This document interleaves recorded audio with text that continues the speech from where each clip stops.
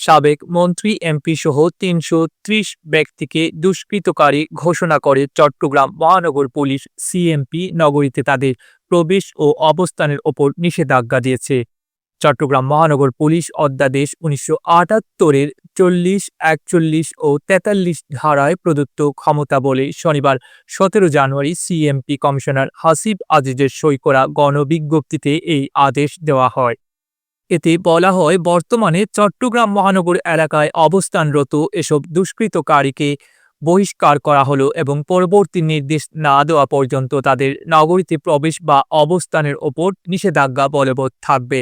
আদেশ অমান্যকারীদের বিরুদ্ধে কঠোর আইনি ব্যবস্থা নেওয়া হবে বলেও এতে সতর্ক করা হয়েছে।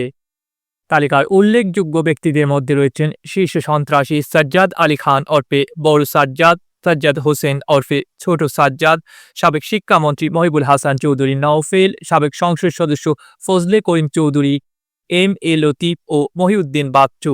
এছাড়া ২০২৪ সালের ৫ আগস্ট আওয়ামী লীগ সরকারের পতনের পর দেশ ছেড়ে পালানো বেশ কয়েকজন ওয়ার্ড কাউন্সিলর এবং আইনজীবী আলিফ হত্যা মামলার আসামি ও সাবেক ইসকন নেতা চিন্ময় কৃষ্ণ দাস ব্রহ্মচারীর নামও এই তালিকায় অন্তর্ভুক্ত করা হয়েছে।